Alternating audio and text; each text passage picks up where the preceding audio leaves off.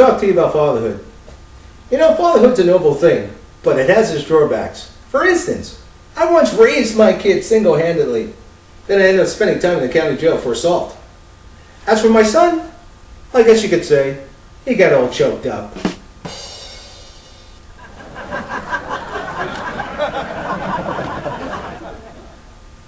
When I was a kid, I used to tell my parents tales, but I quickly abandoned that habit because I got my first piece of advice and my father tore up my tail and handed it to me.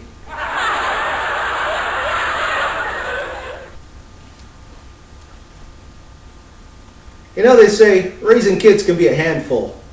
This is particularly true, especially when you're trying to choke the shit out of them. Once I knew this divorced father who literally bent over backwards to help his ailing son who was obese and weighed 400 pounds and was house-stricken. But one day the father was helping the son up some stairs and something went snap, and the father ended up in the hospital and tragically he died. Well, there was a funeral and there was a burial. And when they laid his tombstone on his grave, it read, befittingly so, "Here lies a father who broke his back trying to support his son."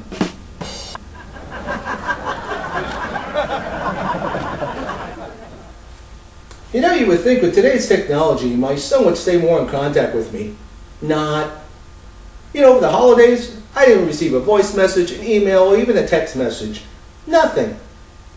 But I gotta give him credit for one thing. I did receive a greeting card. So when I received it, I opened it up. It read, "Greetings, out of the office. Do not reply." But don't get me wrong. My son's an IT professional, and I'm proud of him. But he seems very elusive these days. The other day I was walking in downtown San Francisco, and I saw him jogging, and we acknowledged each other. So he calls out to me, "Hey, Pops, call me, let's catch up." So I whip out my cell phone and I call him. He answers, right? But I couldn't catch up. He kept running.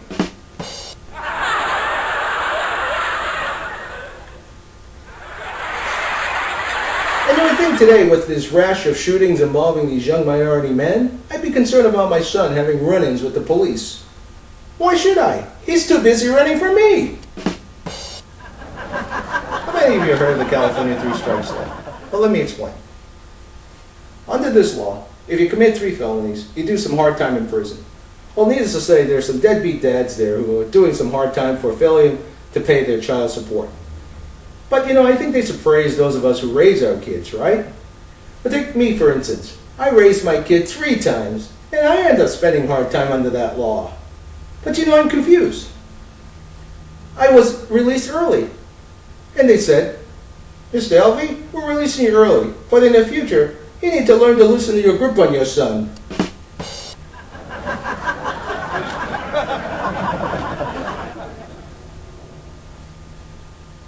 They say every son wants to emulate his father, right? And I believe that's particularly true in my case. Well, my son wanted to follow in my footsteps, but he quickly abandoned that idea when I switched to wearing pumps. Let's talk about my dad. My beloved dad was a very uplifting man. And I realized that one night when my brother came home late after curfew and he lifted him right up against a wall. But all in all, my father was a very dependable man and he very seldom let you down. If you don't believe that, ask my brother. He kept him up there for 30 minutes. Well, that was like 40 years ago, and I've since been in touch with my brother, and, he seems to be holding up pretty well. And oddly, on that same wall. Okay, now let's switch to talking about discipline a little bit here. My father was both a disciplinarian and a mathematician. Why, when he'd whip us, he'd beat us with a yardstick, and if we didn't cry, he'd stick another foot up our asses. And my beloved mother, but she was a good cook, but she was better at beating eggs than anything else, albeit clumsily. Why, when she'd whip us, she'd crack us up, because the yoke was on her.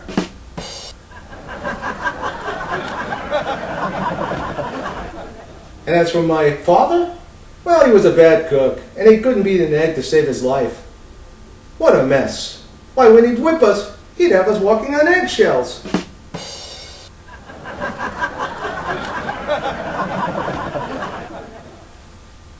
And as for my father, well, he was a very considerate and caring man. You know, sometimes when he'd be whipping us, he would stop occasionally and ask, "You want some more?"